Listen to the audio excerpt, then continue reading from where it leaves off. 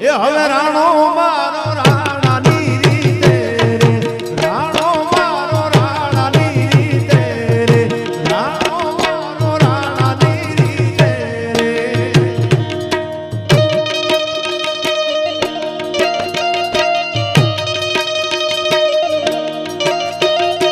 ભાઈ ભાઈ ભાઈ ભાઈ ભાઈ